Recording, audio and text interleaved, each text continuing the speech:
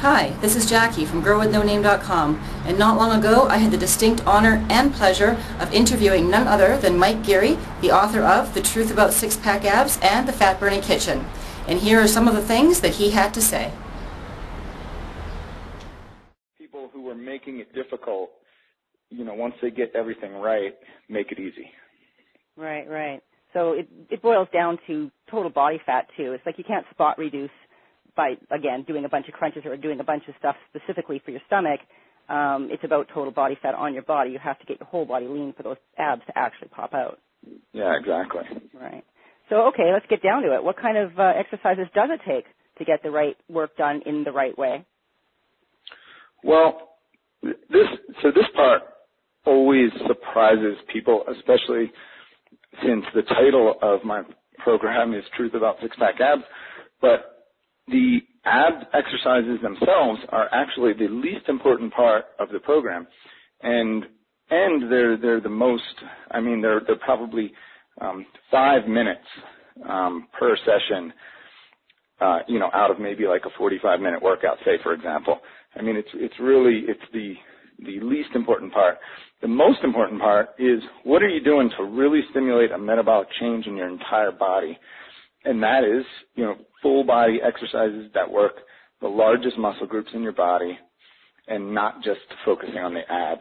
So, really working your legs and back and chest and, all of the major muscle groups really, really hard. Really got to work your body thoroughly and to get that metabolic change as opposed to just trying to focus on a bunch of different ab exercises because that's really not what it's about. So, for instance? What kind of for example, some of the exercises that are most important are multi-joint compound exercises for both the upper and lower body. Some of them can even combine upper and lower body in the same exercises. Deadlifts and squats and lunges are three of the most important.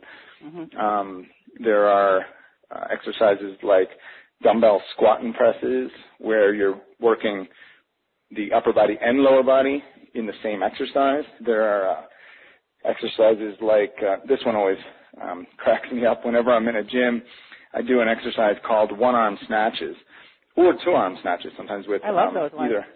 with either kettlebells or dumbbells. I actually prefer kettlebells over dumbbells, but occasionally I'll do them with dumbbells too.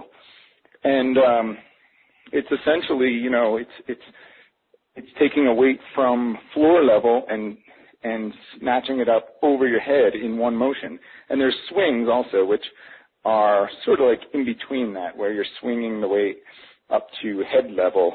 And those everybody, when they see me doing them at the gym, a lot of people who haven't really, studied hardcore training or just more advanced training have never seen these exercises. To somebody who's been studying training, that they'd be a normal exercise. But a lot of the general population has never seen these. And everybody, the first thing people always ask me is, wow, I've never seen that before. What body part does that work? So everybody has this mentality that an exercise has to work one specific muscle group. And, they're thinking, well, what does that work, the shoulders, or does that work the biceps? And I'm like, no, it works almost your entire body. And so that's something that always sort of shocks people. And it's because you're working your body in a really challenging way and working multiple muscle groups in a multi-joint fashion, it stimulates a metabolic, it triggers your metabolism much more than just, doing some bicep curls or doing any single joint exercises or machine exercises, which is what most people tend to gravitate to when they don't really know how to do a lot of these exercises, is because those are the simple things to do, that might be sort of obvious. Yeah, I know. I was also one of those people that was like, what? I'd never done a squat press. I'd never done a clean and press. This is before, way before I was a trainer and all that stuff, and before I really got heavy into it. I'd never done a clean and press, and I'd never even heard of a deadlift.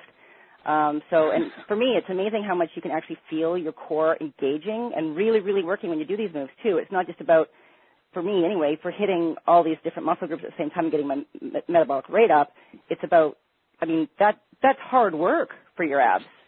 Oh, yeah. And everything else, you know. So, exactly. I mean, and so? when you're doing a one-arm snatch or a two-arm clean and press or even swings, these exercises are working your abs in addition to the rest of your body. I mean, they're not, directly contracting your abs like a specific ab exercise would, like a crunch, but it's different, and it's working your entire core, as well as, working most of your body. Yeah. I mean, before I read Truth About Abs, I'd never even done anything besides, bicep curls and tricep kickbacks and get on the machine, do some chest presses and some flies and think I'm getting a real good workout. My heart rate doesn't get up and I'm not breathing hard. And I look back on that and I'm just like, wow, what made me think that was actually a really good workout? So, and just because I'm bringing up machines right now, on the subject of machines, I know that you recommend free weights like barbells and dumbbells and kettlebells over exercises done on the machines. So, but can you share with us why that is? Yeah, so machines, like I said, a lot of beginners especially tend to gravitate towards machines because they're easy and it's sort of obvious what to do. There might be like a picture on the machine as to what you do. And if they don't have a lot of training background, it just tends to be what people gravitate towards. But it doesn't work your body nearly as hard because the weight is already stabilized for you. Right. All you have to do is push it or pull it, and whatever the type of exercise is. And that's a world of difference from free weight exercises where your body has to do the work of all your stabilizer muscles have to get involved and stabilize the weight during your exercise. So you burn more calories, you work your muscles harder. It's just general overall will get a much better response with free weight exercises. But I'm not completely against anything. I mean, there's certain things, but I would say, use a rule of like 95% of your exercises are free weight. Maybe you can throw some machines in for 5% of the time for variety. One possible benefit on certain types of machine exercises, you can get a higher level of force production. Because the weight is stabilized for you already, you might be able to lift a little bit more weight and get more force production. And that'd be more of like a bodybuilding application than necessarily like a fat loss application, right, though. So I wouldn't worry too much about machines. I'd focus mostly on free weights. But I'm not saying, 100% stay away from them all the time. I use them occasionally just for variety mostly. Right. I think the only time I've been on a machine actually since I've read The Truth About Abs is a ham curl machine, just because I've got some really bad hamstrings, and I'm trying to strengthen them because I think they're overstretched. But that's pretty much the only machine that I really prefer, getting the feeling of getting under the bar for squats or doing some clean and presses or throwing a kettlebell or dumbbell around for swings or snatches. And for me, it's more fun. It's just more fun, as well as once I started doing these exercises the way they're supposed to be done. The changes in my body were just like, I was like totally shocked. Like, holy moly, look what's happening here. I've got delts now. I've got deltoids. I've actually got biceps. I've been doing bicep curls forever. What the heck? And abs. Yeah. So I'm not stuck in that frustrating rut where I was before of just like a million bicep curls and machine chest flies and kind of getting nowhere, So I wanted to talk a little bit about age too, because I had someone ask me, Well, obviously the interview is a lot longer than this, so if you want to hear the rest, just head over to gwnn.me/Mike Geary Talks, and you can check out the whole interview there.